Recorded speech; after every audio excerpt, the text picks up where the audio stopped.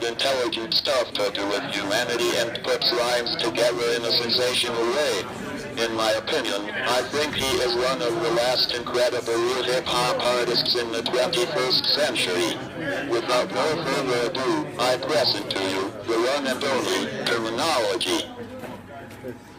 So, my man, let's get straight into it. All your dedicated fans will know about one of your important albums called Politics as Usual. And on there has a song called So Amazing, produced by the legendary DJ Premier. So Amazing is actually in my top 3 favorite tunes of the 21st century, because it is fantastically well written by you, and it encompasses a lot of issues related to street music. Could you please explain a bit about that track, because it is so awesome? Man, So Amazing is, first of all, this is amazing just doing this interview, and I thank you, and I thank you guys for making it happen. So Amazing was a lot of pressure for me because my first record produced by Primo was Watch How I Go Down, and it changed my life. It took me from being just a regular person who was in the hood doing bad things. I wasn't making money off rap. I was in the streets, and it changed my life to where I was able to make music for a living. So Amazing was a lot of pressure for me because it had to live up to them standards of Watch How I Go Down, but I wanted to make it different. I didn't want to make it the same. So, you know, I decided to touch on more like the hip-hop game and like where I thought I fit into the game. And actually the video blew up bigger than Watch How I Go Down. So, you know, I guess everything worked out good for me, and like I've met people all around the world. I've been to 50 countries, and everywhere I go people love So Amazing. So I'm happy you love it, man, and I'm happy I'm doing this interview. Thank you.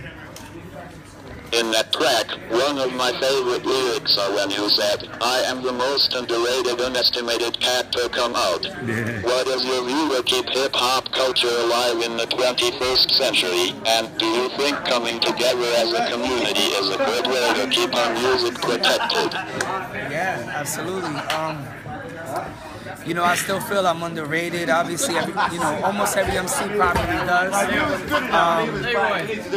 put out a lot of good music. I'm on like my 27th release. You know, I dropped like 7 albums. I got like 20 mixtapes out, EPs, LPs, vinyls, all kinds of shit. And you know, I still feel like sometimes maybe I should get more props, but it's okay, man, because there's people all over the world that do love me, and I fucking love them back, man. I'm just happy to be here, and we're gonna continue to do this hip-hop shit, man. I'm young, you know what I'm saying? You're gonna hear 10 more years, which is probably gonna equate to like 20 more albums of what I got to say, man, and I'm gonna keep spreading that good hip-hop, man, and that good knowledge, man, and saying something in this music, you know, to inspire people. 32, yeah?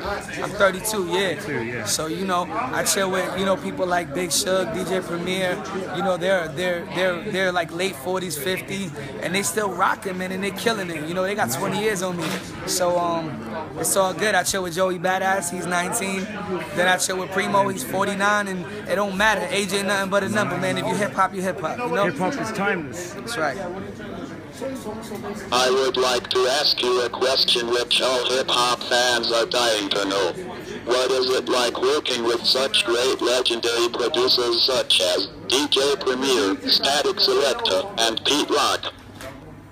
It's insane, man. It's a dream come true. Like, they reminisce over you, all that gangsta. I mean, Static is my friend, so I'm watching him slowly become a legend. You know what I'm saying? I knew Static when nobody knew him, so it's a little different. But I'm very proud of Static all day. You know, that's my brother. I wave his flag. But I mean, Primo and Pete Rock, that's crazy. That's like meeting Michael Jordan. You know what I mean? But of rap. You know what I'm saying? So I'm now their friends, you know what I mean? Those are my homies. I could text them anytime.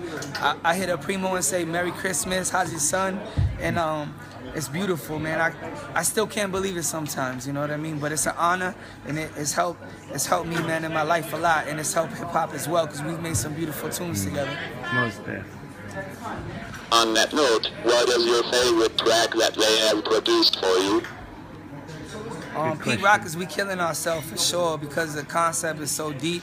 It's about AIDS and you know, just street violence. You know, I don't know it's not really the same in Europe. I know, especially like London is pretty hood. Like y'all go through it similar to America, but other countries like Sweden, Switzerland, Norway, there's really no violence. There's really no street violence and gun violence. But like, let's say like, you know, there was like 10 people killed last year in Switzerland, but there was 10,500 killed in America. Yeah. So that's so drastic and it's so fucked up. You know what I mean? But it is what it is. So like, you know, We Killing Ourselves is a really conceptual record that meant a lot to me. And you know, with Premier, obviously Watch How It Go Down is on the same vein. So you know, those are the two joints that meant a lot to me for just the concept within itself. You know. Yeah, definitely.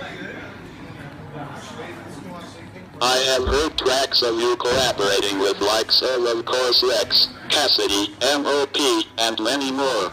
When you hooked up with M.O.P. to do the joint Crazy produced by Static Selector, that joint just blew me away. I used to play it when I was going through times of frustration.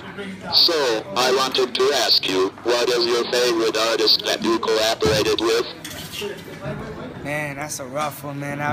I've collaborated with almost all my childhood heroes, man. I collaborated with the Lox, M.O.P., Wu-Tang Clan, Tribe Called Quest. I mean, it's fucking insane. Busta Rhymes, dog. Like, I've almost collaborated with everybody that I love. You know what I mean?